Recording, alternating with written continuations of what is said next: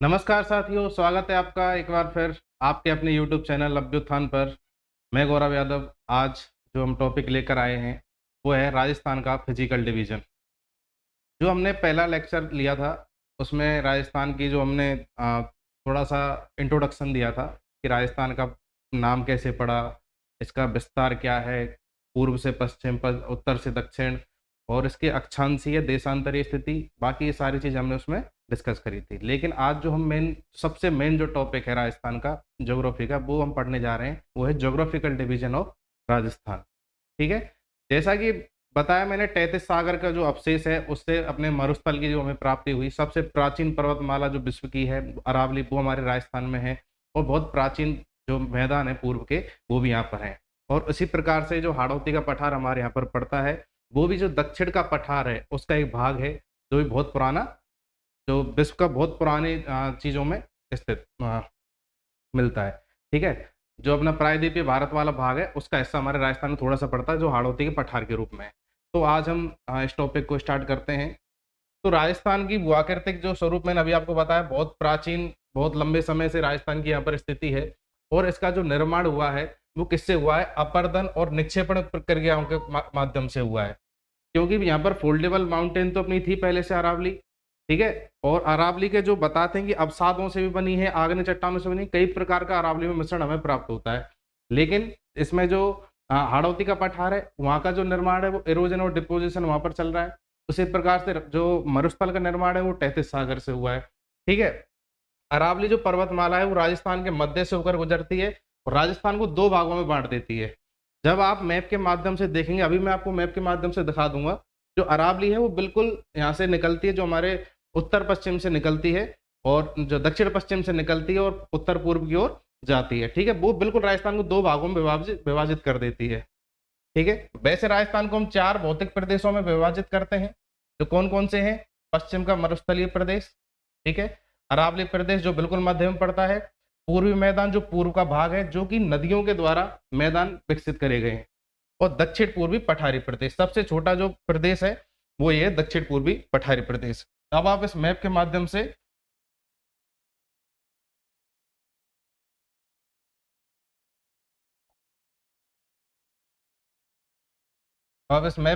से देखें, ये आपको पूरा राजस्थान दिख रहा है, ठीक है? अब इस ग्रीन वाले पार्ट तक की अगर हम बात करें तो ये हमारा पूरा राजस्थान वाला है, जो कि 61.11% जिसकी एरिया बताया गया है। जो रेगिस्तान का एरिया है वो 61% है। सबसे बड़े भूभाग को रेगिस्तान अपने उसमें लेता है, लेकिन इसमें ये जो लाइन है ये शुष्क मरुस्थल हो गया और इधर हो गया अर्ध शुष्क मरुस्थल। फिर हम जो ग्रीन वाली पार्ट की अगर बात करें तो ये अरावली वाला रीजन है। जैसे मैंने बताया, दक्षिण पश्चिम से स्टार्ट होकर के ये उत्तर पूर्व की ओर जाती है, जो कि दिल्ली तक स्थित है। गुजरात से स्टार्ट होकर के ये दिल्ली तक जाती है। गुजरात में स्थान पड़ता है पालनपुर। पालनपुर से स्टार्ट होकर ये जाती है दिल्ली तक। ठीक है? ये अरावली का हो गया। इसके बाद ये आ जाते हैं मैदान, जो कि बनास, बाणगंगा, चंबल, माही इनके मैदान है। उसके अलावा ये जो प्रदेश आपको दिखाई दे रहा है, ये हो गया आपका हाड़ौती वाला रीजन। ठीक है? जो पठारी प्रदेश है, प्लेटू रीजन है, जिसकी जो 6.89% है। ठीक है? और ये जो अरावली वाला भाग है ये 9% है और ये है 23%। आप इसका जो मैथमेटिकल कैलकुलेशन अगर देखें, 61.11% में हो गया अपना क्या, रेगिस्तान। ठीक है? इसको पूरा करने के लिए, कंप्लीट डिजिट में लाने के लिए 6.89, ये हो गया अपना हाड़ौती रीजन। ये हो गया अपना कितना, ये हो गया आपका 68 और इधर 23 पूर्वी मैदानी हो गया और 9% हो गया कौन सा अपना, अरावली। ये टोटल आपका 100 हो गया। इस प्रकार से राजस्थान का डिवीजन हुआ है। ठीक है?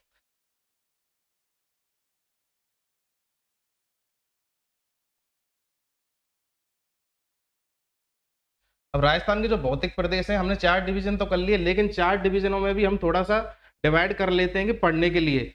ठीक है? जो आसानी से हमें समझ में आ जाए, उनका वर्गीकरण करके, क्लासिफिकेशन करके हम उसको पढ़ते हुए चलें। पढ़ने के हिसाब से बहुत आसान रहता है। जो पश्चिम का मरुस्थल है, हमने उसको 2 पार्ट में डिवाइड कर लिया।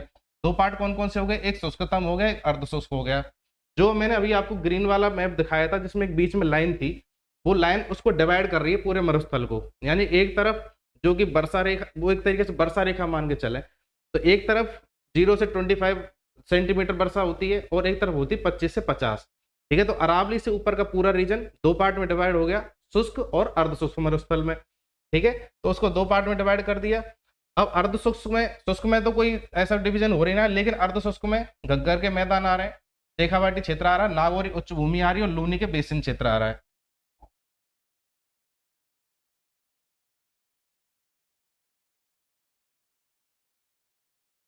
इस प्रकार से डिवाइड हो गया। नेक्स्ट हम चलते हैं अरावली पर।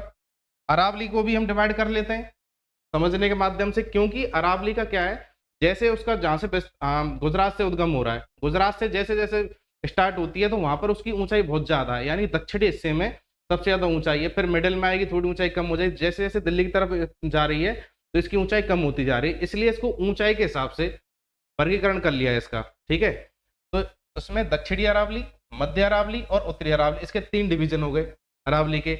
इसके अलावा फिर हम नेक्स्ट चलते हैं पूर्वी मैदान पर। पूर्वी मैदान में एक 56 का मैदान हो जाता है। 56 का मैदान आएगा जो बांसवाड़ा डूंगरपुर वाला क्षेत्र है। ठीक है, जहां पर 56 नदी नालों का समूह है उसे 56 का मैदान कहते हैं। ठीक है, उसके अलावा बनास का मैदान है और बाणगंगा मैदान है। जो 56 का मैदान है इसी में माही का मैदान समाहित है। ठीक है, ये तीन मैदान हो गए आपके पूर्वी में। नेक्स्ट चलते हैं हाड़ौती पठार पर। उसमें एक दक्कन पठार और एक विद्यन कंगार। विद्यन कंगार वाला जो एरिया है वो ये वाला एरिया पड़ता है। ठीक है, जिसमें सवाई माधोपुर तक का एरिया, धौलपुर तक का एरिया आ जाता है, जिसमें कि बीहड़ भी आ जाएंगे, चंबल का एरिया भी आ जाएगा। ठीक है, और जो बिल्कुल नीचे वाला जो भाग है ये दक्कन का प्लेटू आ जाता है।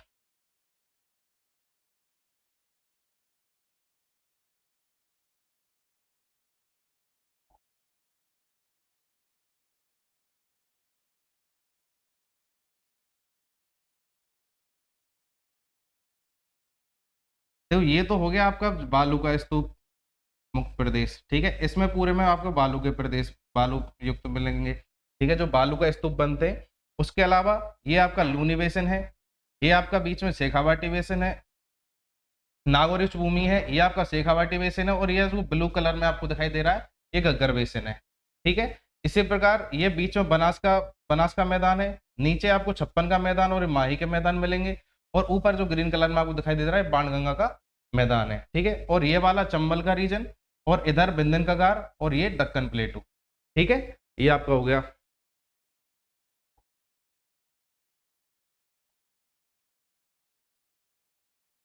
अभी मैंने आपको परसेंटेज के हिसाब से इसको डिवाइड कर दिया था, एक बार फिर देख लेते हैं। जो पश्चिम का मरुस्थलीय प्रदेश है उसका जो प्रतिशत है क्षेत्रफल में वो है 61.11%, लेकिन जनसंख्या इसमें सबसे ज्यादा निवास करती है वो है 40%। ठीक है, फिर बीच में जो रीजन आता है अरावली पर्वतीय प्रदेश, उसमें 9% एरिया को ये कवर करता है और जनसंख्या इसमें 10% निवास करती है।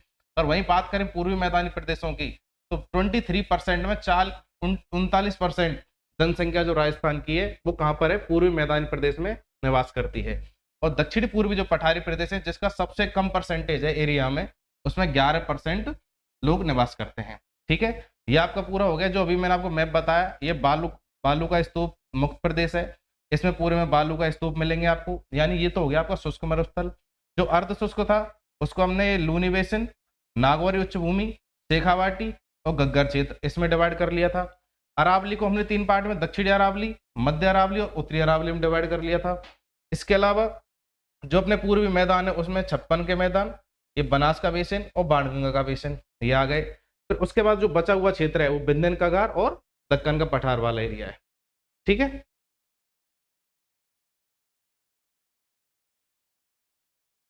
और सबसे पहले हम बात करते हैं पश्चिम के मरुस्थल की कि पश्चिम के मरुस्थल की क्या क्या विशेषता है उनके बारे में हम देखते हैं। इसकी उत्पत्ति है वो तैतीस सागर के अवसादों से मानी गई है। इसके कई मत हमें मिलते हैं। तैतीस सागर जो अमान्य मत है वो ये है कि ग्रेट अफ्रीकन जो डेजर्ट है, ठीक है, उसका भी हिस्सा कई विद्वान ने इसको बताया, लेकिन ये अमान्य मत है। जो सर्वाधिक मान्य मत है वो ये है कि ये तैतीस सागर के अवशेष हैं, क्योंकि जब प्लेट टेक्टोनिक थ्योरी के अनुसार भारत का निर्माण हुआ था, हिमालय की उत्पत्ति हुई, उसी टाइम पर तैतीस सागर यहाँ पर उपस्थित था और उसके अवसादों से इसका निर्माण होता है। अब उसके पक्ष में जो प्रमाण है वो क्या है हमारे पास में, वो ये कि यहाँ से हमें पेट्रोलियम के भंडार मिलते हैं। पेट्रोलियम कहाँ पर निर्माण होगा, जो समुद्री जीवाश्म होंगे उनसे पेट्रोलियम का निर्माण होता है। जैसे इसके अलावा अगर आप देखते हैं जैसे मुंबई हाई है, असम में डिगबोई वाले स्थान पर मिलता है, यानी कि जहाँ पर समुद्र नजदीक है, उसके जो अपतटीय क्षेत्र हैं, वहां पर हमें क्या मिलता है? पेट्रोलियम। अगर यहाँ पे भी प्राप्त हो रहा है तो इसका मतलब ये है कि यहाँ पर भी समुद्री जीवाश्म पहले मौजूद थे, इसलिए यहाँ पर पेट्रोलियम का निर्माण हो रहा है। ठीक है। खारे पानी की झील मिलती है। खारे पानी की झीलें यानी खारा पानी किसका होता है? समुद्र का, जो तैतीस सागर के अवशेषों की पुष्टि करती है। इसके अलावा माइकोनिस चट्टाने हैं। ठीक है। यहाँ मरुस्थल में माइकोनिस चट्टाने मिलती हैं, जो कि सहारा के मरुस्थल में नहीं है। फुलधरा गांव है एक जैसलमेर में, जो बिल्कुल बॉर्डर पे गांव पड़ता है, जिसमें प्लास्टोसीन काल के क्या एक मछली प्राप्त हुई है। ठीक है। मतलब जो जीवाश्म प्राप्त हुए हैं, तो इससे भी यही प्राप्त होता है कि मतलब ये समुद्री भाग पहले रहा होगा। इसके अलावा एक आकल गांव है, यहाँ पर भी लकड़ी के जीवाश्म मिले हैं, जो कि 8 करोड़ वर्ष पुराने हैं। आकल गांव है जिसमें 8 करोड़ वर्ष पुराने जीवाश्म प्राप्त हुए हैं, तो उससे भी जानकारी प्राप्त होती है। इसके अलावा गोंडवाना क्रम की जो चट्टानें हैं, उनकी उपस्थिति है। गोंडवाना क्रम की चट्टानें कौन कौन सी? छप्पन की पहाड़ियां, बाप बोल्डर, लिग्नाइट के भंडार, ये जो है चट्टानें, ये गोंडवाना क्रम की। ठीक है। इसके अलावा थार मरुस्थल का हमारे लिए महत्व क्या है? अगर हम विश्व के परिप्रेक्ष्य में देखें तो इसको विश्व की शक्ति गृह के रूप में बताया गया है।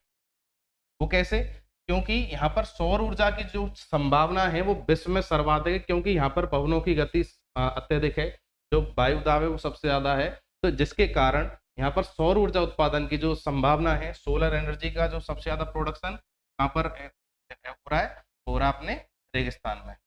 ठीक है। तो उसके कारण इसको क्या कह दिया? विश्व शक्ति गृह कह दिया।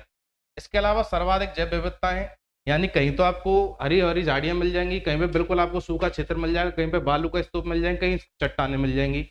यानी कि पहला ऐसा मरुस्थल है विश्व का जहां पर इतनी सारी जैव विविधताएं मिल रही हैं। उसके अलावा एक चीज और, मैंने अभी आपको बताया था 61% इसका एरिया है, लेकिन इसमें जनसंख्या 40% निवास करती है राजस्थान की, जो लगभग 7 करोड़ है। 7 करोड़ में से लगभग 3 करोड़ लोग यहाँ पर निवास कर रहे हैं। ठीक है। यानी कि इतनी जनसंख्या और इतनी जैव विविधता वाले क्षेत्र में जहाँ पर पानी की बिल्कुल कमी है, 0 से 25 सेंटीमीटर औसत वार्षिक वर्षा हो रही है। ठीक है। और जो अर्ध शुष्क है उसमें 25 से 50 हो रही है, यानी कि बहुत कम है सामान्य जनजीवन के हिसाब से, लेकिन फिर भी सर्वाधिक जनघनत्व अन्य मरुस्थलों की अपेक्षा यहाँ पर हमें मिल रहा है। ठीक है। तो ये इसकी विशेषताएं हो गई। अब भारत के परिप्रेक्ष्य में देखते हैं।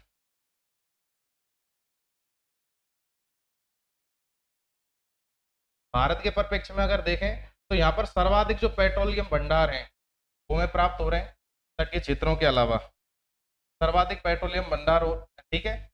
ग्रीष्म ऋतु में निम्न वायुदाब गर्त विकसित हो रहा है, जो कि भारत के मानसून को क्या कर रहा है? नियंत्रित करता है। राजस्थान के लिए अगर हम बात करें, सबसे बड़ा ऊर्जा उत्पादन भंडार क्षेत्र है। अधात्विक खनिज यहाँ से प्राप्त होते हैं। और इसके अलावा इंदिरा गांधी जो नहर है, इंदिरा गांधी नहर परियोजना, नर्मदा नहर है, उसके कारण यहाँ पर क्या हो रहा है? कृषि की जो संभावना है वो भी बढ़ी है और अच्छी कृषि यहाँ पर हो रही है। ठीक है। इंदिरा गांधी नहर कहाँ से निकल के आ रही है? सतलुज नदी से निकल के आती है पंजाब से। ठीक है। अब हम बात करें थार मरुस्थल, भारत का सबसे विशाल मरुस्थल है, और इसका जो फैलाव है वो भारत में 85% और पाकिस्तान में है 15%। ठीक है। राजस्थान, पंजाब, हरियाणा और गुजरात, ये 4 राज्यों में फैला हुआ है। सर्वाधिक जो इसका विस्तार है वो राजस्थान में, थोड़ा सा पंजाब में पड़ता है, जो ऊपर लगते हुए भाग हैं जो गंगानगर हनुमानगढ़ के साथ लग रहे हैं उनमें थोड़ा सा है। हरियाणा में कुछ भाग है जो हनुमानगढ़ चूरू के साथ में जो भाग लगे हुए हैं झुंझुनू तक, उन भागों में थोड़ा सा प्रसार हरियाणा में भी है। और जो नीचे कच्छ वाला क्षेत्र है उसको भी इसमें मानते हैं। ठीक है। विश्व में सर्वाधिक घनी आबादी है, सर्वाधिक जैव विविधता है, और विश्व का 20वां सबसे बड़ा ये मरुस्थल है। अब इसका जो ढाल है वो ढाल कैसे है? इसका जो ढाल है वो पूर्व से पश्चिम की ओर है, पूर्व से पश्चिम की ओर ये उठा हुआ है थोड़ा सा। ठीक है।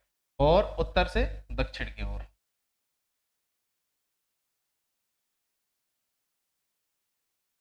ठीक।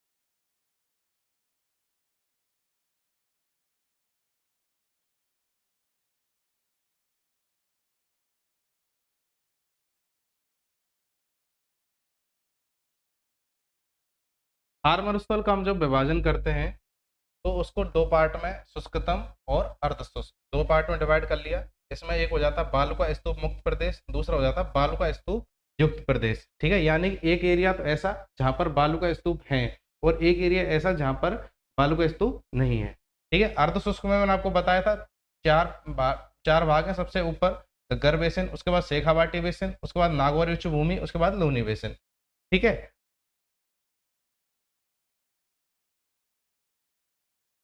शुष्कतम मरुस्थल की अगर हम बात करें,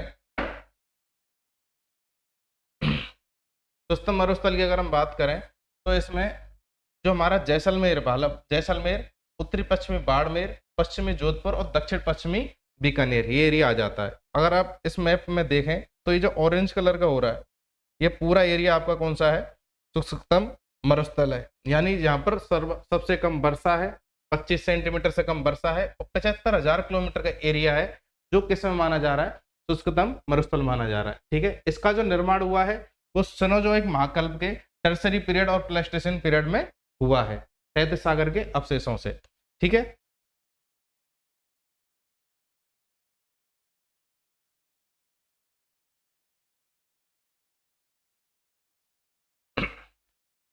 इसमें हम देखते हैं बालुका स्तूप युक्त और बालुका स्तूप मुक्त प्रदेश। ठीक है, सबसे पहले हम बालुका स्तूप मुक्त प्रदेशों के बारे में बात करते हैं। पोखरण, फलौदी और बालोतरा, ये मध्य, यानी एक ट्रायंगुलर बनता है। इस ट्रायंगुलर के मध्य एक जो एरिया है वो कौन सा है? बालुका स्तूप मुक्त प्रदेश है। यहाँ पर जो सैंड ड्यून्स है वो नहीं है। ठीक है, जैसे हम मरुस्थल को हम जानते हैं सैंड ड्यून्स के वजह से, कि हमें तो जो भी उसकी पहचान बताई जाती है, जो उसके धोरे होते हैं, टीले होते हैं, उनके माध्यम से बताई जाती है। परंतु जब हम ज्योग्राफिकल हिसाब से अगर पढ़ते हैं उसे, तो हम देखते हैं पोखरण ये जैसलमेर जिले में है, फलौदी ये जोधपुर जिले में है, और बालोतरा जो अभी अभी नया जिला बना है ये है बाड़मेर जिले में। ठीक है, इन तीनों के बीच का जो एरिया है इस प्रकार से ट्रायंगुलर बन जाता है, और इस ट्रायंगुलर के मध्य वाला जो एरिया है उसमें बालुका के जो स्तूप है, सैंड ड्यून्स है, वो नहीं है। ठीक है, इसमें मिलते हैं क्या? हमें क्या? हम्मादा। हम्मादा क्या है? हम्मादा है जो चट्टानी मरुस्थल है वो मिलते हैं। इसके अलावा हमें मिलते हैं SEEZ। SEEZ हमें प्राप्त होते हैं, वो क्या है? वो है सोलर एनर्जी एंटरप्राइजेज जोन। ठीक है, जहां पर सोलर एनर्जी हमारी क्या हो रही है? प्रोड्यूस हो रही है। ठीक है,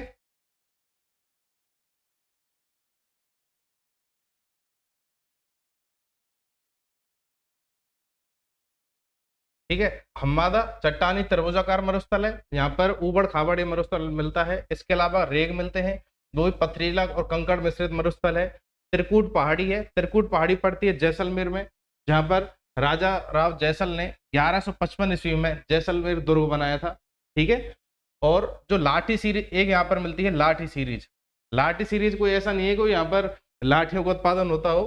लाठी सीरीज से तात्पर्य यह है कि एक ऐसा क्षेत्र जहाँ पर जो उसकी भूगर्भ है, जो उसके भूगर्भ है उसमें मिलता है हमें जल, क्योंकि रेगिस्तान में पानी की कमी है, लेकिन ये एरिया ऐसा है जहाँ इसके भूगर्भ में जल की अच्छी खासी मात्रा है, एक पट्टी के रूप में काफी किलोमीटर लंबी। ठीक है, भूमि का जल भंडार काफी ज्यादा है, और यहाँ पर इसके जहाँ पर भी पानी होगा सीधी सी बात है पेड़ पौधे भी होंगे, तो इस एरिया में काफी वनस्पति हमें प्राप्त होती है, इसलिए इसको क्या बोलते हैं? नखलिस्तान बोलते हैं। ठीक है, चेवड़ घास भी यहाँ पर प्राप्त होती है, और एक दो प्रकार की घास हैं जो भी इस एरिया में मिलती है। सीधी सी बात है, जहाँ पानी होगा वहां पर घास भी होगी, वनस्पतियां भी होंगी, पेड़ पौधे भी होंगे। और मिलते हैं हमें यहाँ पर क्या? और मिलते हैं हमें बालू का स्तूप। जो बालू का स्तूप मुक्त युक्त प्रदेश है उसमें हमें कैसे कैसे सैंड ड्यून्स मिलते हैं, आप उनका टाइप देख लें। उसके जो टाइप्स हैं वो है अनुदैर्ध्य या रेखीय बालू का स्तूप मिलते हैं, अनुप्रस्थ बालू का स्तूप मिलते हैं, पैराबोलिक मिलते हैं, सब्रकाफेज मिलते हैं, बरखान, तारानुमा, सीफ, अर्ग, ये इतने प्रकार हैं इनके। अब आप देखें, ये है बरखान। ठीक है, बरखान में क्या है? जैसे ये बेंड चल रही है, हवा चल रही है, लेकिन कोई ऐसा अवरोध आ जाएगा जिसकी वजह से मिट्टी एक जगह रुक जाएगी और इसके ऊपर से हवा जाती जाएगी, तो ये मिट्टी का ढेर बनता हुआ जाएगा। और इस साइड अगर आप देखेंगे एक तरीके से पैराबोलिक टाइप ही बन गया है। ठीक है, नेक्स्ट देखते हैं हम अनुदैर्ध्य रेखिका जो लॉन्गिट्यूडनल स्तूप है वो इस प्रकार से होते हैं, इस प्रकार से बन जाते हैं, यानी हवा चल रही है तेज, लेकिन इसमें कोई बड़ा टीला नहीं बन रहा है, और जो रेखीय स्तूप बनते जा रहे हैं। ठीक है। ये अनुप्रस्थ जो स्तूप है वो हवा की दिशा के अकॉर्डिंग इस प्रकार से बनने।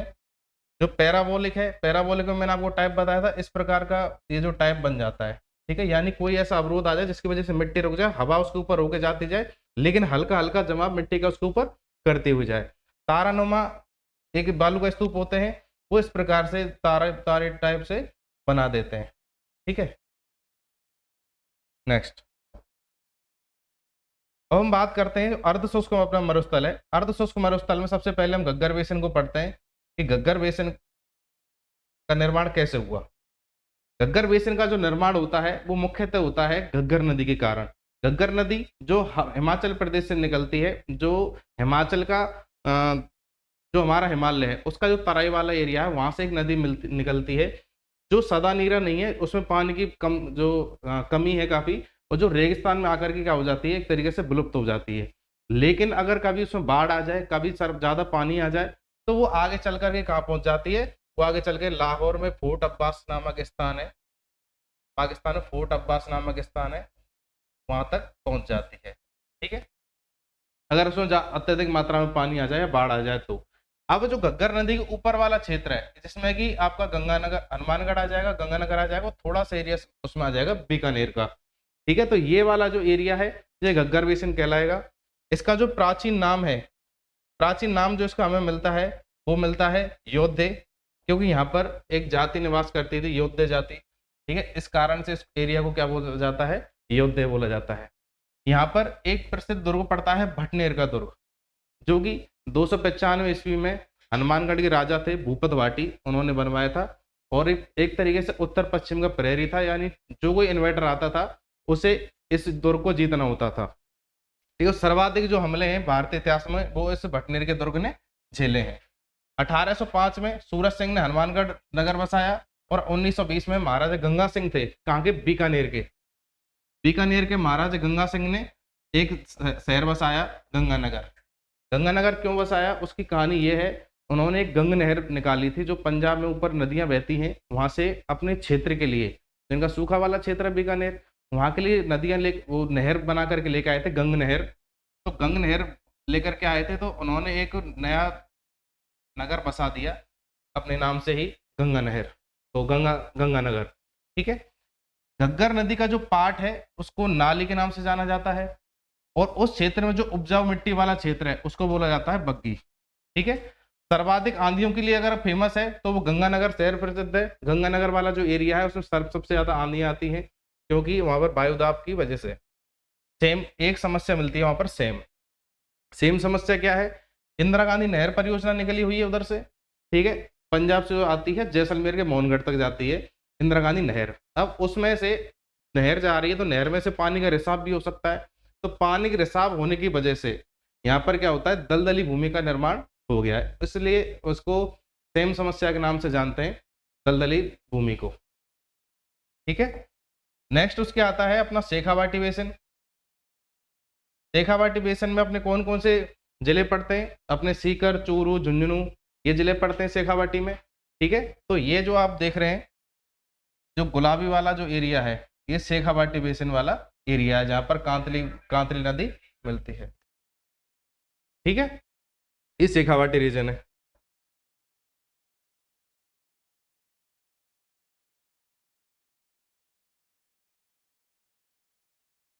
इसका नाम शेखावाटी क्यों पड़ा, क्योंकि यहाँ के जो सामंत हुआ करते थे उनका नाम था शेखा। शेखा सामंत की वजह से इस क्षेत्र का नाम पड़ गया शेखावाटी। ठीक है, चूरू, सीकर और झुंझुनू ये वाला एरिया शेखावाटी में आता है। इसमें एक एरिया उप क्षेत्र और पड़ता है, उप क्षेत्र कौन सा है, वो है तोरावाटी। तोरावाटी कौन सा क्षेत्र है, यहाँ पर तंवर राजवंश का राज्य हुआ करता था, इसलिए इसको तोरावाटी कहा जाता है। और कांतली नदी का बेसिन क्षेत्र भी है, क्योंकि एक छोटी सी नदी यहाँ पर मिलती है, कांतली नदी, जो कि शेखावाटी को डिवाइड कर देती है एक तरीके से। ठीक है, इसमें मिलते हैं हमें बांगड़। बांगड़ क्या होते हैं, जब कोई नदी अपने साथ में जलोढ़ लेकर के आती है, अवसाद वहां पर छोड़कर आगे निकल जाती है बाढ़ के समय में, तो वो जलोढ़ जो पुराने हो गए, अब यहाँ पर बाढ़ आती नहीं है, कोई ऐसी सदा नीरा नदी है नहीं जिसके साथ में हर साल पानी आ रहा हो बरसात के टाइम पर। तो यहाँ पर जो मैदान है वो पुरानी जलोढ़ के बने हुए हैं, इसको बोलते हैं ओल्ड एलुवियल सॉइल।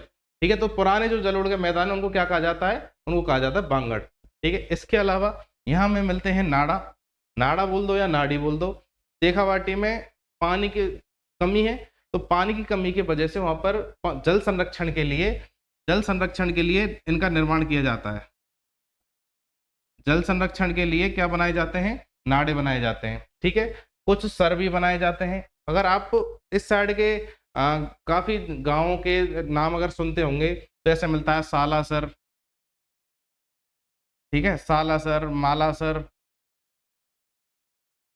इस पर मलसी सर। तो ये जो सर इनके गांव के आगे लगा हुआ है उसका रीजन क्या है कि यहाँ पर कुछ जो जल संरक्षण की वजह से पुराने समय से ही तालाब बनाए गए जो कि सर के नाम से जाने जाते हैं। इसके अलावा यहाँ जोहड़ भी मिलते हैं। जल संरक्षण के लिए ही कच्चे कुएं बनाए जाते हैं जिनमें बरसात का पानी एकत्रित किया जाता है। इसी जगह, इसी शेखावाटी रीजन में एक आदमी बहुत ज्यादा प्रचलित हुआ जिसका नाम था राजेंद्र सिंह। राजेंद्र सिंह क्यों प्रचलित हुआ, क्योंकि उसने ये जो जोहड़ थे यानी कच्चे कुएं थे इनके संरक्षण के लिए अभियान चलाया, और उसको क्या कहा जाता है, उसको कहा जाता है वाटरमैन ऑफ इंडिया।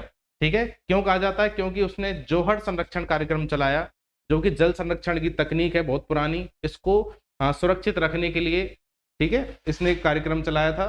और इस राजेंद्र सिंह, इसको वाटरमैन ऑफ इंडिया कहा जाता है। ठीक है, तो आप इसमें देख पा रहे होंगे ये जो है एक तरीके से कुएं बना रखे हैं। कुएं ऊपर से तो पक्के कर रखे हैं जिससे मिट्टी वगैरह नहीं जाए, लेकिन इनमें जो पानी भरा हुआ है वो आसपास के क्षेत्र को एक तरीके से क्या रखता है, उसमें जो भूगर्भ में जल की जो कमी है उसको पूर्ति भी करता है। और यहाँ पर पानी, जब पानी की कमी होती है तो ये लोग इसमें पानी भी निकाल लेते हैं। ठीक है, इस प्रकार से खड़ीन या जोहड़ बनाए जाते हैं। जैसे ये ऊपर का पहाड़ी क्षेत्र है, ठीक है, यहाँ से पानी आया, यहाँ पर इन्होंने कोई बांध टाइप है एनीकट बना दिया, यहाँ पर भर गया पानी, इसको खड़ीन बोल दिया। ये खड़ीन से क्या होगा, खड़ीन से जमीन में, जो जमीन में पानी जाएगा, जमीन पानी पिएगी, सूखी सूखी जमीन है, तो इससे क्या होगा, इनका जो भूगर्भ का जो लेवल है, वाटर लेवल है जमीन का, वो थोड़ा सा अप होगा। ठीक है, इसलिए इनका निर्माण किया जा रहा है कि इनका खड़ीनों का, जोहड़ों का, कच्चे कुओं का। ठीक है, इनको बचाने के लिए राजेंद्र सिंह ने कार्यक्रम चलाया था। इसके बाद हम नेक्स्ट जो आते हैं वो है हमारी नागौरी उच्च भूमि। नागौरी उच्च भूमि आती है। नागौर में जो एरिया है वो थोड़ा सा अप है, जो कि अगर हम इसमें बात करते हैं अर्धशुष्क मरुस्थल में, क्योंकि वहां पर चट्टानों की संख्या थोड़ी सी ज्यादा है। अगर आप देखते होंगे अपने घरों में जो फर्श के लिए अपन पत्थर यूज करते हैं, हम मकराना से संगमरमर का पत्थर आता है, इसके अलावा ग्रेनाइट आता है, वो सारे हमें कहाँ से प्राप्त होते हैं, नागौर वाले, जोधपुर वाले रीजन से प्राप्त होते हैं। तो ये उच्च भूमि है नागौर बीकानेर वाली। ठीक है, इसका जो प्राचीन नाम वो हमें मिलते हैं वो सपाल दक्ष है, आई छतरपुर है, और जांगल प्रदेश है। बीकानेर को जांगल प्रदेश कहा जाता था। इसकी जो औसत ऊंचाई वो थोड़ी सी ज्यादा है, 300 से 500 मीटर। सर्वाधिक खारे पानी की झीलें यहाँ से प्राप्त होती हैं, सांवर, कुचामन और डीडवाना, क्योंकि इसमें जमीन में फ्लोराइड की मात्रा भी ज्यादा है। इसलिए फ्लोराइड की वजह से एक कुवड़ पट्टी है, कुवड़ पट्टी यानी एक ऐसा एरिया जहां पर फ्लोराइड की मात्रा ज्यादा है, और वो कहाँ से है, जायल पड़ता है नागौर में। जायल से लेकर अजमेर में एक जगह पड़ती है पुष्कर, पुष्कर तक वो एरिया लंबा विकसित है। उसकी ज्यादा चौड़ाई तो नहीं है, 2-4 किलोमीटर लंबा है और 2-4 किलोमीटर चौड़ा है, और उसकी लंबाई काफी किलोमीटर में है। उस एरिया के अंतर्गत जितने भी गांव आते हैं, जितना भी एरिया आता है, उसमें फ्लोराइड की मात्रा बहुत ज्यादा है, जो कि 10 ppm से ज्यादा है। ये एक मानक होता है फ्लोराइड का, तो 10 ppm से ज्यादा फ्लोराइड है। इसलिए वहां पर जो लोग पैदा होते हैं उनमें कुछ लक्षण हमें आम मिलते हैं। जैसे कभी आपने किसी देखा होगा दांतों पे पीला पीला सा जमा हुआ रहता है, तो अत्यधिक फ्लोराइड की वजह से होता है। उनकी हड्डियां टेढ़ी जल्दी हो जाती हैं, थोड़े शरीर जल्दी झुक जाता है उनका, वो पीठ उनकी झुक जाती है। ठीक है, तो ये कुवड़ का पट्टी का इफेक्ट है, पीठ झुकने के कारण। तो जो पीठ किसी की झुक जाती है, मुड़ जाती है, उसे बांका या कोबड़ा कहते हैं। ठीक है, तो इसलिए इसका नाम भी कुवड़ पट्टी या बांका पट्टी रख दिया। ये कहाँ से कहाँ तक है, ये है अपनी जायल से पुष्कर तक। ठीक है,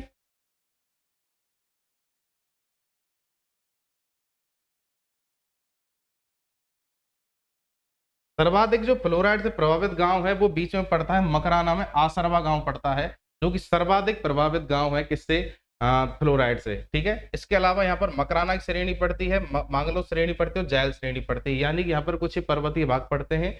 जो सफेद संगमरमर के लिए जो प्रसिद्ध है वो क्या है, मकराना, यहाँ से संगमरमर मिलता है सफेद।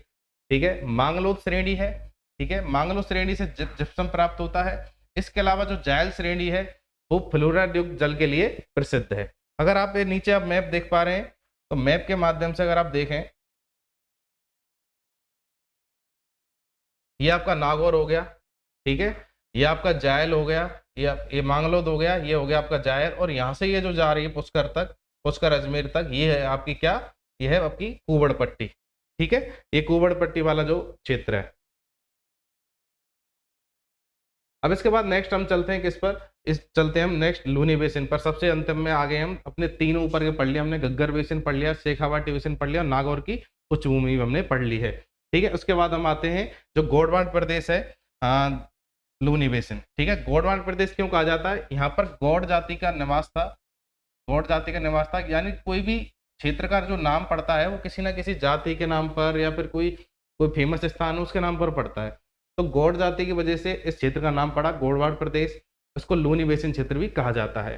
ठीक है, क्योंकि यहाँ से लूनी की जो सहायक नदी, लूनी और उसकी जो सहायक नदियां हैं, उन्होंने यहाँ मैदान बनाए हैं।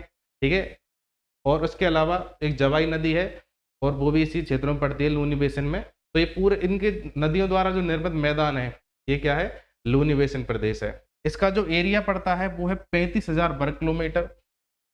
इसमें जो मिट्टी हमें प्राप्त होती है वो नवीन कांप या जलोढ़ मिट्टी प्राप्त होती है, क्योंकि लूनी नदी में हर साल पानी आता है। इसके अलावा जो अन्य नदियां उनमें पानी आता है, जिसके कारण नवीन जलोढ़ भी इनके साथ में आ जाता है। क्योंकि वो मध्य अरावली से निकल के नदियां आती हैं तो वो अपने साथ में जलोढ़ लेकर के आती हैं। पाली, जोधपुर, बाड़मेर और जालौर, ये जो 4 जिले हैं, इनमें ये एरिया आता है। ठीक है, जालौर कोई नदी लूनी थोड़ी छूती हुई आती है, पाली के मध्य से निकलती है, और बाड़मेर में बालोतरा में जाके क्या हो जाती है, लुप्त हो जाती है।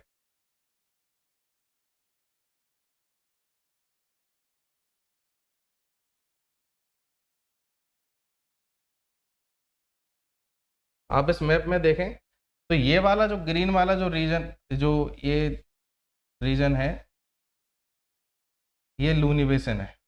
ठीक है, इसमें ये आपका जोधपुर, पाली और ये जालौर, बाड़मेर, सारे आ गए बीच में। ठीक है, ये लूनी बेसिन है।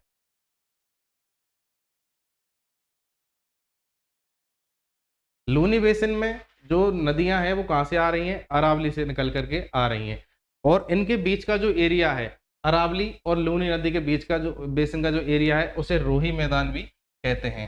ठीक है, रोही मैदान जो अपने चंबल और यमुना के बीच का है उसे रोही दोआब भी कहते हैं, तो इसमें कंफ्यूजन नहीं होना है, वो दोआब वाला क्षेत्र है, इसको रोही मैदान कह रहे हैं। ठीक है, 56 की पहाड़ियां इसमें पड़ती हैं। 56 की पहाड़ियां कहाँ पर है, वो बाड़मेर में स्थित है। 11 किलोमीटर लंबी सीरीज है और 1.5 किलोमीटर चौड़ी है। 56 क्यों कहा जा रहा है, क्योंकि वहां पर 56 पहाड़ियों का समूह है। ठीक है, 56 पहाड़ियों का समूह होने की वजह से इसको 56 की पहाड़ी कहा जाता है।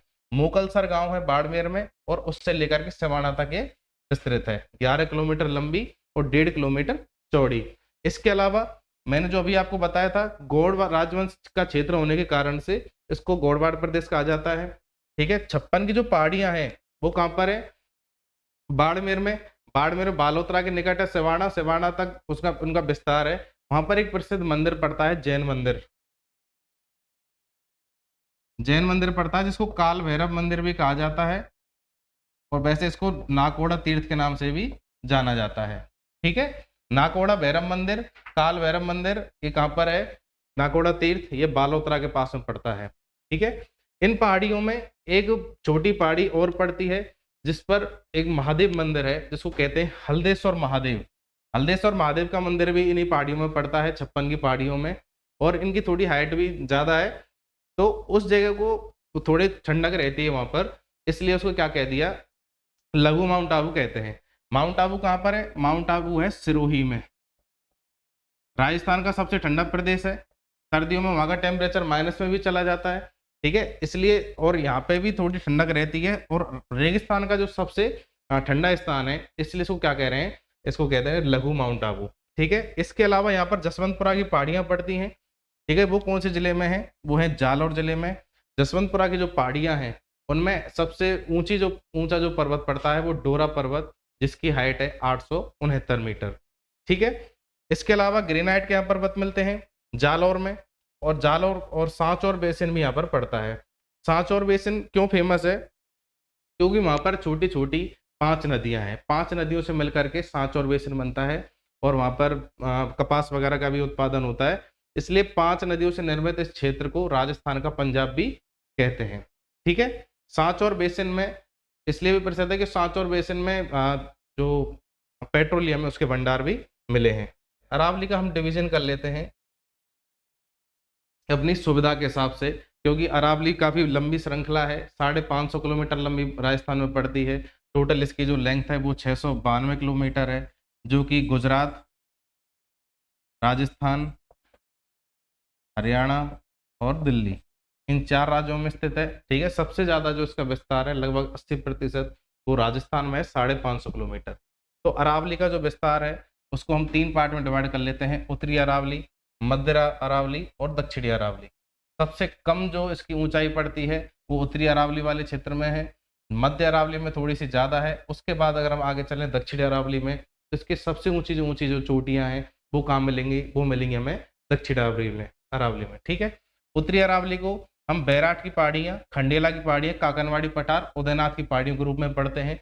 मध्य अरावली है उसमें मेरवाड़ा जो अजमेर में स्थान पड़ता है, मेरवाड़ा, उसके अलावा टोडगढ़ ये भी अजमेर में है, नाग पहाड़ियां ये भी अजमेर में है और तारागढ़ ये भी अजमेर में है। यानी जो अजमेर वाले हिस्से में जो अरावली पड़ रहा है उसको क्या कह रहे हैं हम? मध्य अरावली।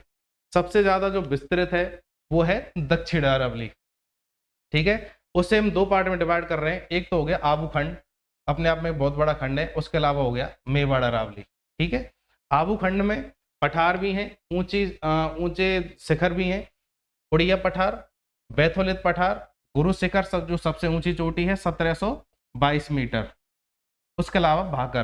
ठीक है। इस आबू खंड में ये इन चीजों को पढ़ेंगे हम। मेवाड़ अरावली भी अगर हम बात करें तो वहां पर हमें कई पठार प्राप्त होते हैं। पठार कौन कौन से हैं? भोराट का पठार, भोराट का पठार है, भूमट का पठार है, लसाड़िया का पठार है, ऊपरमाल का पठार है, मेसा का पठार है। मेसा के पठार पर चित्तौड़गढ़ दुर्ग बना हुआ गंभीर नदी पर।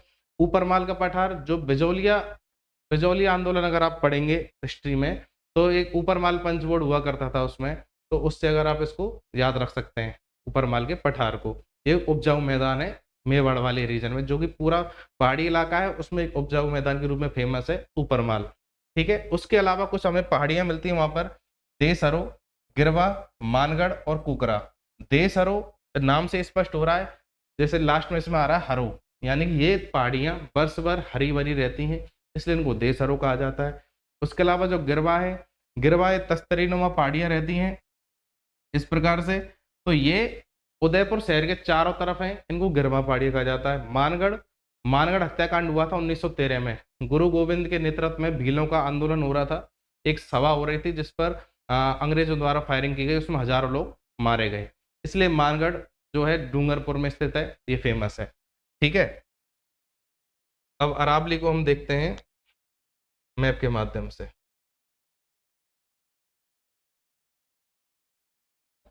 अरावली को हम देख रहे हैं, जैसे ये गुजरात से स्टार्ट हुई,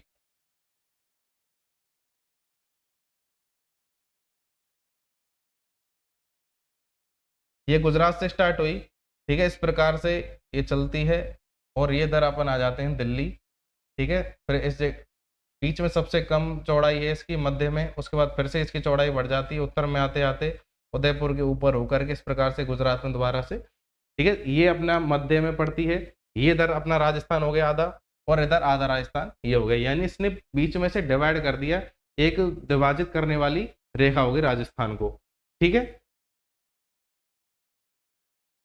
जो मैंने अभी आपको बताया कि इसकी जो ऊंचाई है वो किस प्रकार से है, तो आप देखें सबसे ऊंचे जो शिखर आपको दिखाई दे रहे हैं, सबसे ऊंचे जो शिखर आपको दिखाई दे रहे हैं वो आपको दिखाई दे रहे होंगे ये दक्षिणी अरावली वाले क्षेत्र में। ठीक है। यहाँ से खेड़ा ब्रह्मा पालनपुर से स्टार्ट होकर के दिल्ली तक जा रही है, 692 किलोमीटर इसकी लेंथ है, राजस्थान में 550 किलोमीटर है। दक्षिणी अरावली में सिरोही, उदयपुर और राजसमंद वाला एरिया है। मध्य अरावली में ओनली अजमेर है, जिसमें कि नाग पहाड़ियां, टोडगढ़ वगैरह, तारागढ़ ये पड़ रही हैं। इसके अलावा जो उत्तरी अरावली है, उत्तरी अरावली में रघुनाथगढ़ सबसे ऊंची पहाड़ी है। ठीक है, जो कि सीकर में है। इसके अलावा दौसा, अलवर, जोधपुर ये पढ़ेंगे। उसके बाद आएंगे हम कौन से? हरियाणा में पहुंच जाएंगे, हरियाणा और दिल्ली। ठीक है। अरावली पर्वतीय प्रदेश के बारे में थोड़ी सी ब्रीफ इंफॉर्मेशन आपको बता देता हूँ। मैंने आपको स्टार्टिंग में बताया था 9% एरिया तो ये कवर करती है, लेकिन इसमें जनसंख्या वो है वो भी इसके बराबर ही है। 10% की जो जनसंख्या है हमारे राज्य की वो इस पे निवास करती है अरावली पर्वतीय प्रदेश में। ठीक है। भारत का अपलेशियन भी कहा जाता है। अपलेशियन कहाँ पर है? अब अपलेशियन पर्वत पड़ता है अमेरिका में। अमेरिका के अपलेशियन पर्वत से इसकी तुलना की जाती है, क्यों? भारत का अपलेशियन पर्वत है, सबसे पुराना खंड है इस वजह से। प्री कैम्ब्रियन युग में कैलोडियन पर्वतमाला है।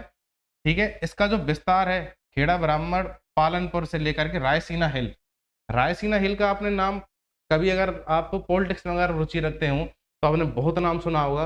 रायसीना हिल पर हमारा राष्ट्रपति भवन, जो प्रेसिडेंट हाउस है, राष्ट्रपति भवन, वो कहाँ पर स्थित है? वो है रायसीना हिल पर, जो कि अंतिम छोर है अरावली का। ठीक है। रायसीना हिल दिल्ली।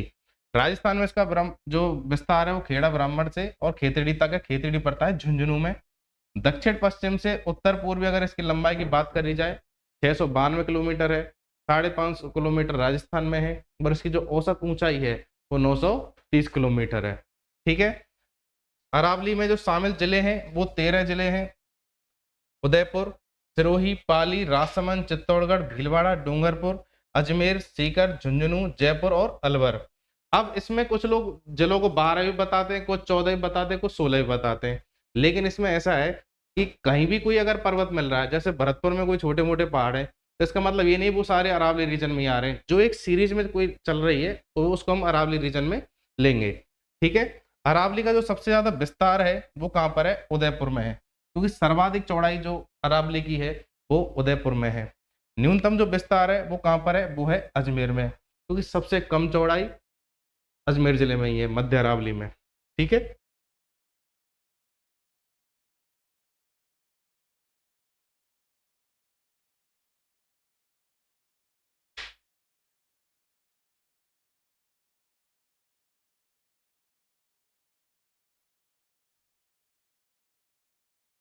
अरावली में अगर सबसे ऊंची हम चोटी की बात करें तो सबसे ऊंची चोटी है हमारी कौन सी? गुरु शिखर। गुरु शिखर कहाँ पड़ती है? गुरु शिखर पड़ती है सिरोही में। 1722 मीटर इसकी क्या है? ऊंचाई है। निम्नतम अगर पॉइंट की हम बात करें, सबसे निचला जो बिंदु है अरावली के बीच में, तो वो पड़ता है पुष्कर की घाटी। घाटी किसको कहते हैं? दो पहाड़ों के बीच में जो एरिया होता है जहां पर लोग निवास कर सकते हो, रहने लायक एरिया हो, उसको कहते हैं घाटी। जैसे कश्मीर घाटी है, फूलों की घाटी, काफी आप जब पढ़ेंगे हिमालय के बारे में तो उसमें आपको काफी चीजें ऐसी मिलेंगी। तो पुष्कर जो घाटी है अजमेर में, वो क्या है? सबसे निम्नतम बिंदु है किसका? अरावली का। ठीक है। औसत वर्षा जो है अरावली वाले रीजन वो 50 से 90 सेंटीमीटर है, जो कि ठीक ठाक मानी जाती है। वनस्पति यहाँ कैसी मिलेंगी? वनस्पति मिलेंगे मिश्रित पतझड़ वन मिलेंगे।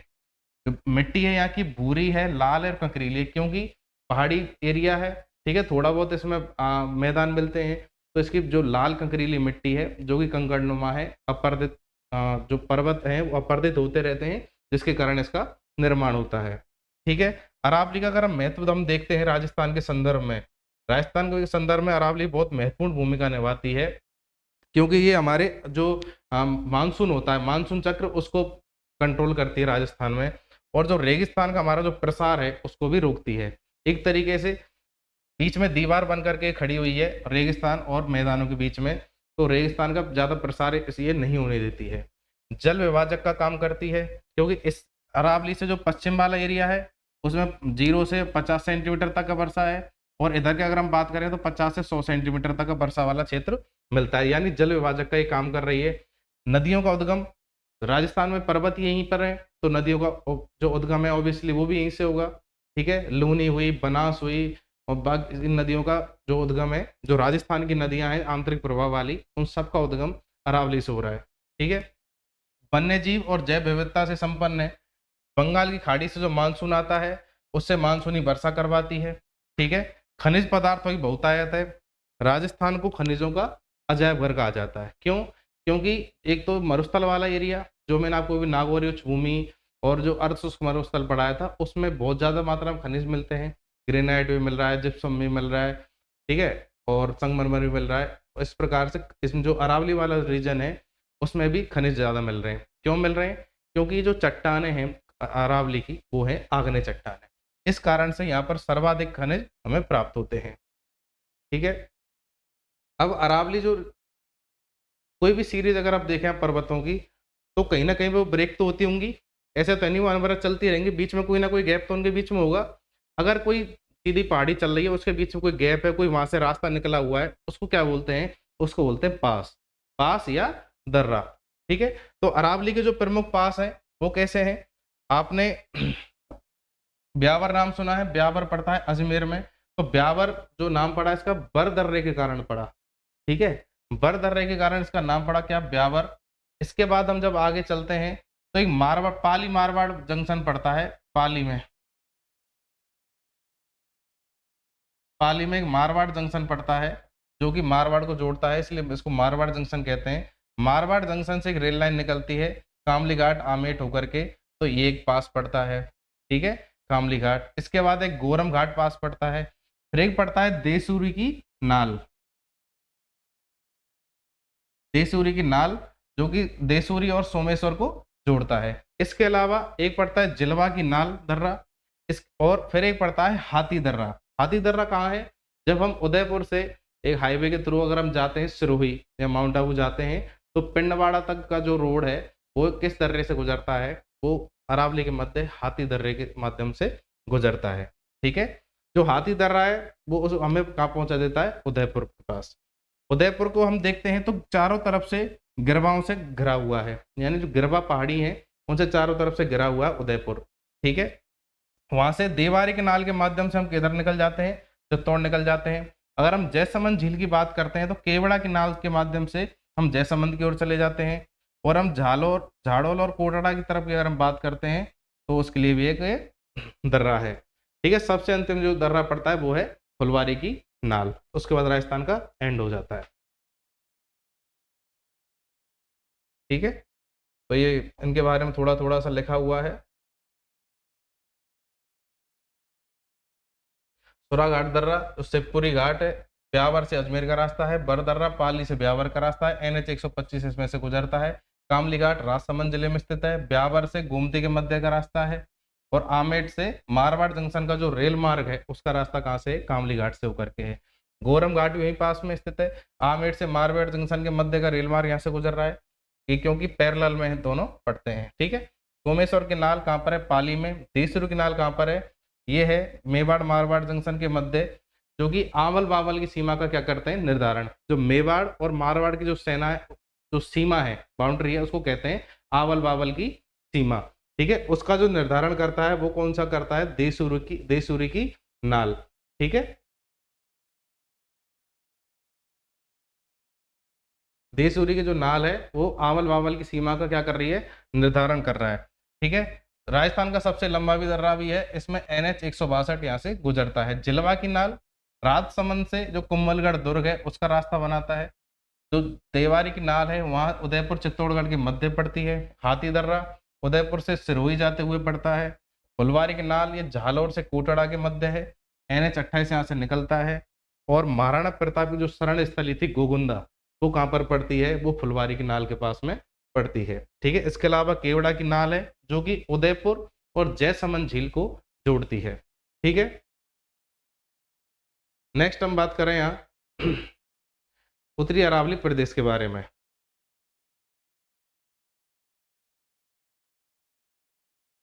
उत्तरी अरावली प्रदेश के अगर हम बारे में बात करें तो यहाँ पर हमें कौन कौन सी पहाड़ियाँ मिलती हैं? वो मिलती हैं खंडेला की पहाड़ियाँ, रघुनाथगढ़ की पहाड़ियाँ, बैराठ पहाड़ियाँ, काकनवाड़ी का पठार, उदयनाथ की पहाड़ियाँ और खोग पर्वत श्रेणी। ठीक है।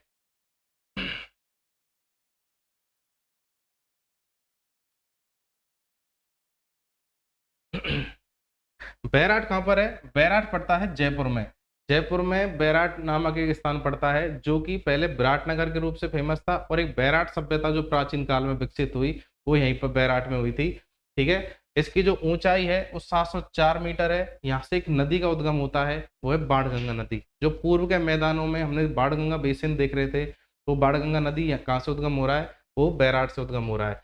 पांडवों ने जो अपना अज्ञात जो 12 साल का वनवास प्लस 1 साल का जो उनका अज्ञातवास था, वो उन्होंने पांडवों ने कहाँ पर काटा था? बैराठ में। इसके पास में एक स्थान पड़ता है अलवर में, पांडुपोल, सिलिसेट झील के पास में। तो पांडुपोल भी पांडवों से रिलेटेड स्थान माना जाता है। यहाँ से एक अभिलेख प्राप्त होता है, भाबरू शिलालेख। ठीक है, इसके अलावा बीजक पहाड़ियां हैं, उनमें गोल मंदिर और कृष्ण मंदिर भी फेमस है। ठीक है, नेक्स्ट हम पढ़ते हैं खो पहाड़ियों के बारे में, जो कि उत्तरी अरावली की दूसरी सर्वोच्च चोटी हमें मिलती है। वो है 920 मीटर ऊंची खो पहाड़ियों में। खो पहाड़ी कहाँ है? वो है जयपुर जिले में। नेक्स्ट हम देखते हैं खंडेला की पहाड़ियां। खंडेला नामक स्थान पड़ता है सीकर में। सीकर में खंडेला की पहाड़ियां हैं। खंडेला की पहाड़ियों में एक हर्ष पर्वत आ जाता है जो 945 मीटर ऊंचा है, जो कि सीकर के पास स्थित है। तोरावाटी की पहाड़ी आ जाती हैं। तोरावाटी हमने अभी देखा था, शेखावाटी को जो डिवाइड कर रही है कांतली नदी, उसका जो बेसिन क्षेत्र है। इसके अलावा मालखेत की पहाड़ियां, जिसमें 1052 मीटर ऊंची पहाड़ी स्थित है। रघुनाथगढ़ की पहाड़ी जो सर्वाधिक ऊंची है वह 1055 मीटर। ठीक है, काकनवाड़ी का पठार ये अलवर में है। ठीक है, अलवर में इस पर भानगढ़ दुर्ग और काकनवाड़ी दुर्ग, ये दुर्ग बने हुए हैं। भानगढ़ द हॉन्टेड प्लेस के रूप में फेमस है। वो कौन से दुर्ग पर स्थित है? वो है काकनवाड़ी के पठार पर।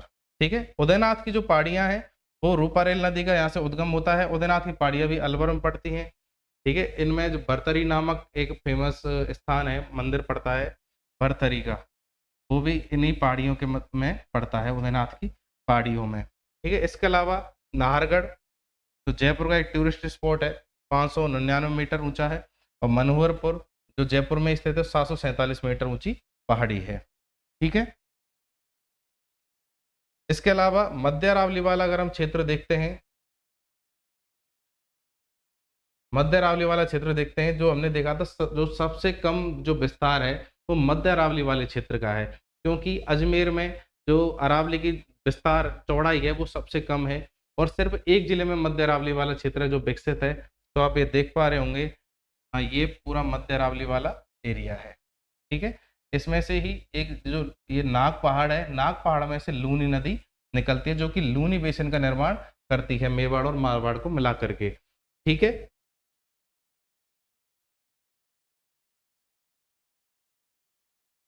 इसका जो विस्तार है वो सांवर से लेकर के कहाँ तक है? देवगढ़ तक है, राजसमंद तक। औसत ऊंचाई इसकी 700 मीटर है। संगमरमर, क्वार्टजाइट और ग्रेनाइट के रूप इसका जो निर्माण है वो इनसे मिलकर के हुआ है, संगमरमर, ग्रेनाइट, क्वार्टजाइट से। इसमें एक स्थान पड़ता है मेरवाड़ा। ठीक है, मेरवाड़ा मेर जाति का निवास था, जहाँ पर जिस जाति का ज्यादा बाहुल्य होता है उस स्थान को उसके नाम से जाना जाने लग जाता है। ठीक है, तो मेरवाड़ा में एक जनजाति हुआ करती थी पहले, मेर। ठीक है, तो आप जब 1857 का जब विद्रोह पढ़ेंगे तो एक मेर बटालियन राजस्थान में हुआ करती थी, अंग्रेजों ने जिसका निर्माण किया था। तो अजमेर और टोंक जिलों की जो मेर जाति थी उसके कारण ये क्षेत्र पड़ा मेरवाड़ा। टौड़गढ़ महाराज जी, इसके 933 मीटर ऊंची पहाड़ी है, जो कि मध्य अरावली की सर्वोच्च चोटी है, और इनमें इसको गोरमजी भी कहा जाता है। इसके अलावा नाग पहाड़ियां हैं, जो कि अजमेर के चारों ओर सर्पिलाकार में इस प्रकार से स्थित हैं। ठीक है, और उनसे ही नाग पहाड़ियों से क्या निकल रही है? लूनी नदी निकल रही है। लूनी नदी का जो उद्गम स्थल है वो है नाग पहाड़ियां, जो कहाँ पर स्थित है? अजमेर में, 795 मीटर ऊंची है। उसके अलावा एक तारागढ़ नामक स्थान पड़ता है, इसको हम तारागढ़ दुर्ग के नाम से भी जानते हैं, और ये 873 मीटर ऊंची चोटी है। नाग पहाड़ियों का क्या है? सर्वोच्च शिखर है। सबसे ऊंची चोटी कौन सी नाग पहाड़ियों की? वो है तारागढ़। फिर हम दक्षिणी अरावली की बात करते हैं। दक्षिणी अरावली का अगर आप विस्तार देखें तो ये बहुत ज्यादा विस्तृत है, बहुत ज्यादा लंबे चौड़ी एरिया में ये फैली हुई है। ठीक है, जिसमें उदयपुर है, सिरोही है, प्रतापगढ़ है, राजसमंद है, डूंगरपुर, बांसवाड़ा वाला पूरा एरिया इसमें आ जाता है।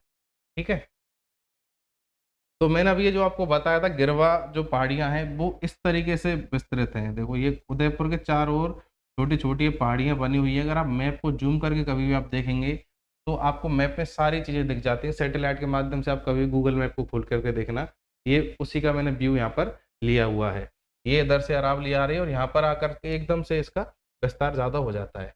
ये उड़िया पठार है, जो कि कहाँ पड़ रहा है? माउंट आबू में पड़ रहा है। ये आबू का पठार है, इसी पर क्या पड़ता है? गुरु शिखर पड़ता है। गुरु शिखर जो चोटी है वो इस पे पड़ती है आबू के पठार पर। यहीं पर क्या पड़ती है अपनी जो दिलवाड़ा की जो पहाड़ियाँ हैं, दिलवाड़ा जो पर्वत है वो भी यहीं पड़ता है। यहाँ पे दिलवाड़ा के जैन मंदिर भी पड़ते हैं। ठीक है, ये सर्वाधिक ऊंचाई वाला जो स्थान है। कौन कौन से जिलों में? सिरोही, उदयपुर, राजसमंद जिलों में इसका विस्तार है। अरावली की जो सर्वाधिक ऊंचाई है वो भी इसी जिले में है। सिरोही जिले में सर्वाधिक ऊंचाई है किसकी? अरावली की। लेकिन जो विस्तार है, जो सर्वाधिक विस्तार है वो कौन से जिले में है? वो पड़ता है अपना उदयपुर। सर्वाधिक विस्तार वाला जो जिला है जिसमें सबसे ज्यादा फैली हुई है अरावली, वो है उदयपुर। ठीक है, सर्वाधिक विस्तार उदयपुर में है। दक्षिणी अरावली के दो भाग हैं। दक्षिण अरावली के भी दो भाग हैं। कौन कौन से? आबू खंड और मेवाड़ अरावली। आबू खंड में तो सिरोही वाला एरिया जिसमें उड़िया पठार है, गुरु शिखर है, भाकर और बैतूलित पठार पड़ते हैं। जो मेवाड़ वाली जो अरावली है उसमें आपका पठार कौन कौन सा है? भोरट का पठार है, भूमट का पठार है, लसाड़िया का पठार है, मेसा पठार है, ऊपरमाल का पठार है। ये आपको अरावली रीजन में मेवाड़ वाले मिलेंगे। इसके अलावा जो पहाड़ियां हैं, देसरो है, गिरवा है, मानगढ़ है, कुकरा पहाड़ियां यहाँ मिलेंगी आपको। ठीक है,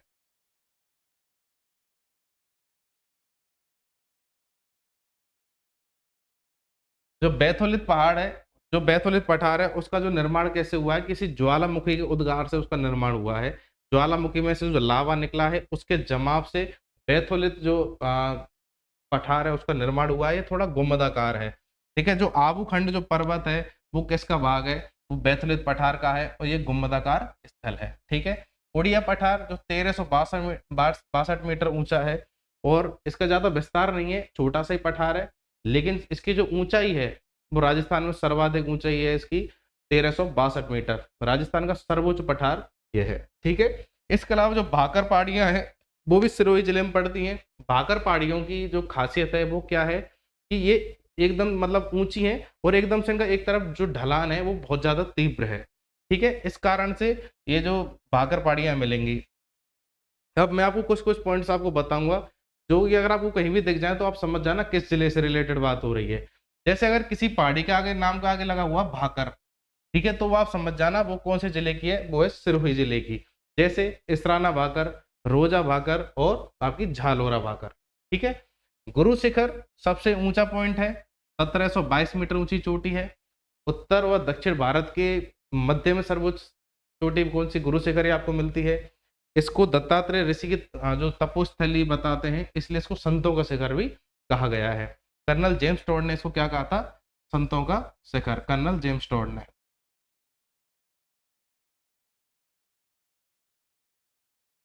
ठीक है, इसके अलावा जो देसरों की जो पहाड़ियां हैं वो कहाँ पर है? जरगा और रागा जो पहाड़ी हैं उनके मध्य है। देसरो एक तरीके से मैदानी वाला थोड़ा सा मैदान है, थोड़ी सी पहाड़ियां हैं, लेकिन ये एरिया क्या है? हमेशा हरा भरा एरिया रहता है, इसलिए इसको क्या कहा जाता है? देसरो। ठीक है, गिरवा की जो पहाड़ियां हैं वो उदयपुर के चारों ओर, अभी मैंने आपको मैप के माध्यम से बताई थी, तस्तरी नुमा है, पूरे उदयपुर को घेरा हुआ है। बीच में से उनके दर्रे हैं जो कभी केवड़ा की नाल है, कभी फुलवारी की नाल है, कभी देसूरी की नाल है। इस प्रकार से जो दर्रे हैं उनसे रास्ते निकलते हैं। ठीक है, उदयपुर के चारों तरफ श्रृंखलाबद्ध रूप से हैं। इनमें आपको एक टूरिस्ट स्पॉट मिलता है, वो है सज्जनगढ़। सज्जनगढ़ एक फोर्ट भी है, सज्जनगढ़ एक बायोलॉजिकल पार्क भी है। और ये क्यों ज्यादा फेमस है? क्योंकि यहाँ पर है एक मानसून महल, मानसून पैलेस। मानसून पैलेस है सज्जनगढ़ में, जो कि मानसून के टाइम पर सर्वाधिक फेमस स्पॉट है। ठीक है, इसके अलावा मानगढ़ की पहाड़ियां, इसके अलावा मानगढ़ की जो पहाड़ी है वो कहाँ पर पड़ती है? डूंगरपुर में। इसमें क्या हुआ था? 1913 में जो गोविंद गुरु थे, जिनका एक संगठन था संप सभा, संप सभा की इन्होंने स्थापना करी थी। संप सभा की स्थापना करी थी गोविंद गुरु ने। इनके नेतृत्व में एक सभा का आयोजन हो रहा था भीलों का 1913 में, जिस पर अंग्रेजों ने फायरिंग कर दी। उसमें हजारों लोग, 1600 लोग मारे गए। ठीक है, तो इसलिए फेमस है मानगढ़ पहाड़ी, जिसको अभी राष्ट्रीय स्मारक बनाने की भी मांग हो रही थी। इसके अलावा भूमट का पठार उदयपुर व डूंगरपुर के मध्य पठार है। भूराट का पठार ये गोगुंदा और कुंभलगढ़ के मध्य पठार है। गोगुंदा पड़ता है अपना उदयपुर में और कुंभलगढ़ पड़ता है राजसमंद में। मेसा पठार ये है चित्तौड़गढ़ जो दुर्ग बना हुआ है उस पर है। ये बैथोलित जो पठार बताया था उसका भी अपरदित ये भाग है, यानी ये भी ज्वालामुखी से बना हुआ है। ठीक है, इसके अलावा जो लसाड़िया का पठार है वो जैसमंद झील से दक्षिण पूर्व में और सबसे ऊबड़ खाबड़ पठार है। इसको मेवल क्षेत्र भी कहते हैं। मेव जाति के निवास के कारण इसको क्या कहते हैं, मेवल क्षेत्र। ठीक है, सबसे ऊबड़ खाबड़ क्षेत्र भी है जैसमंद झील से दक्षिण पूर्व वाला। ठीक है, इसको लसाड़िया का पठार। इसके अलावा एक ऊपरमाल का पठार है जो कि कहाँ पर है, भैंसरूणगढ़ से बिजौलिया के मध्य सर्वाधिक उपजाऊ जमीन वाला क्षेत्र है। जो सबसे लंबा जो किसान आंदोलन राजस्थान में हुआ था 1897 से 1941 तक, लगभग 44 वर्ष लंबा। ठीक है, तो उसको जो यहीं से बिजौलिया नामक स्थान से संचालित हुआ था, बिजौलिया से संचालित हुआ था। ऊपरमाल का पठार पर स्थित है बिजौलिया। ठीक है, अभी थोड़ी सी टर्म्स हैं जिलों के हिसाब से आप इनको याद रख सकते हैं अरावली के लिए। जैसे हम बात करते हैं सिरोही की सबसे पहले, तो सिरोही में गुरु शिखर याद रखना है आपको, 1722 मीटर ऊंची चोटी है। उसके बाद में आपकी जो आती हैं, जैसे गुरु शिखर के बाद शेर, जरगा, ये पहाड़ियाँ जो आती हैं, तो शेर पहाड़ी भी सिरोही में है। दिलवाड़ा 1441 मीटर ऊंची, अचलगढ़ 1380 मीटर और आबू 1295 मीटर। ठीक है, इसके अलावा भाकर पहाड़ियाँ हैं, कौन कौन सी, इसराना भाकर, झालोरा भाकर और रोजा भाकर। ठीक है, जालौर में रोजा भाकर, इसराना भाकर, झारोला भाकर। इसके अलावा सुंडा पर्वत है जहाँ पर सुंदा माता का मंदिर बना हुआ है, जिसको फर्स्ट रोपवे यहाँ पर बना था 2006 में। इसके अलावा ये भालू संरक्षित क्षेत्र भी है, भालू संरक्षित क्षेत्र भी है। कौन सा, सुंदा माता वाला जो सुंदा पर्वत है। ठीक है, जसवंतपुरा की पहाड़ियां हैं जालौर में, जिसमें कि सबसे ऊंची जो चोटी है 869 मीटर ऊंची चोटी है डोरा पर्वत, वो यहाँ पर मिलेगी आपको। उसके अलावा अगर उदयपुर में हम अरावली के बारे में बात करें तो जरगा हिल्स मिलेंगी। ठीक है, कैसे, गुरु शिखर, शेर, जरगा।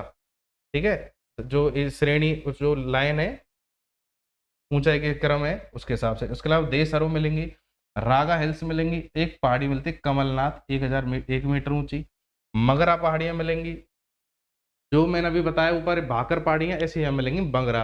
अगर किसी के नाम के आगे मगरा या मगरी लग रहा हो तो कौन सी जिले की होगी, वो होगी आपकी उदयपुर जिले की।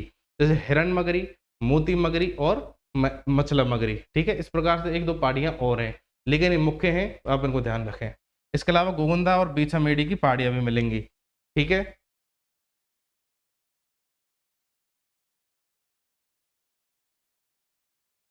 फिर आपका आता है राजसमंद। राजसमंद में बिजराल हिल्स मिलेंगी, जहां से खारी नदी का उद्गम होता है। देवेर की पहाड़ियां मिलेंगी, देवेर में युद्ध हुआ था, मैराथन का युद्ध भी बोलते हैं, देवेर का युद्ध। अकबर महाराणा प्रताप का कोठारी नदी का उद्गम यहाँ से होता है। खमनौर की पहाड़ियां मिलेंगी, जहाँ से बनास नदी का उद्गम होता है। इसके अलावा रेल मगरा नाम से एक पहाड़ी यहाँ पर मिलेगी आपको, और कुंभलगढ़ दुर्ग भी मिलेगा। कुंभलगढ़ दुर्ग की जो चोट ऊंचाई है वो है 1224 मीटर। कुंभलगढ़ जो पहाड़ी है उसकी 1224 मीटर ऊंची पहाड़ी है। ठीक है, यहाँ पर कुंभलगढ़ दुर्ग का निर्माण भी किया हुआ है। ठीक है, अब ये जो तीन नदियां निकली, खारी, कोठारी और बनास, इन तीनों का एक जगह संगम हो रहा है, उसको क्या कहते हैं, त्रिवेणी संगम। त्रिवेणी संगम कहते हैं। और ये कौन सी जगह पड़ेगा, ये आपको पड़ेगा टोंक जिले में राजमहल नामक स्थान पर। ठीक है, और इस संगम पर एक बांध का निर्माण किया हुआ है जो है बीसलपुर का बांध। ठीक है, इसके अलावा अजमेर में नाग पहाड़ियां हैं, लूनी नदी का उद्गम है नाग पहाड़ियों से, और इसके अलावा पुष्कर की पहाड़ियां हैं। ठीक है, जयपुर में हम बात करें तो जयपुर में मिलती हैं हमें डूंगरियां। ठीक है, पहले क्या मिल रही है हमें, जाल और सिरोही में भाकर, और जो हमारा उदयपुर था उसमें क्या मिल रही है, मगरा या मगरी। अब जयपुर में हमें क्या मिल रही है, यहाँ मिल रही है डूंगरियां। डूंगरियां कौन कौन सी, महादेव डूंगरी, गणेश डूंगरी, बीजक डूंगरी, भीम डूंगरी। इस प्रकार से बैराट की पहाड़ियां हैं, जिसको आज विराटनगर कहा जाता है, बाणगंगा नदी का उद्गम स्थल है। सेवर की पहाड़ियां जहाँ से सावी नदी निकलती है। मनोहरपुर की पहाड़ियां जहाँ से मैंथा नदी निकलती है। एक पड़ता है चिल्ल का टीला, चील का टीला भी कहते हैं, ईगल हिल। ईगल हिल पर क्या बना हुआ है, जयगढ़ दुर्ग बना हुआ है। ठीक है, इसके अलावा बरवाड़ा है जयपुर में, और एक चौथा बरवाड़ा पड़ता है सवाई माधोपुर में। इसके अलावा बाबई की पहाड़ी है 752 मीटर ऊंची, बाबई, और एक पहाड़ी पड़ती बवाई, बवाई पहाड़ी पड़ती है वो है झुंझुनू में, ठीक है। बवाई और बावई ये दोनों अलग अलग हैं। बवाई कहाँ पर है? झुंझुनू में। और बावई कहाँ पर है? ये आपकी इसमें जयपुर में है, ठीक है। सबसे लास्ट में हम देखते हैं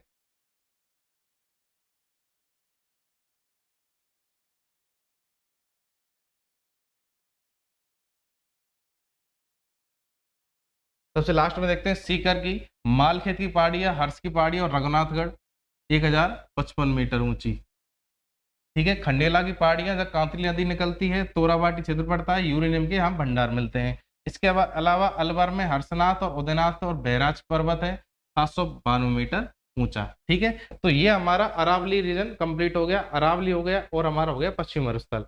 अब जो हमारा नेक्स्ट लेक्चर रहेगा उसमें हम जो पूर्वी मैदानी प्रदेश है, हाड़ौती प्रदेश है, इनको कंप्लीट करेंगे, ठीक है। तो ये सेशन आपको कैसा लगा कमेंट करके जरूर बताएं। चैनल को लाइक करें, सब्सक्राइब करें, शेयर करें। बहुत बहुत धन्यवाद। जय हिंद, जय भारत, राम राम।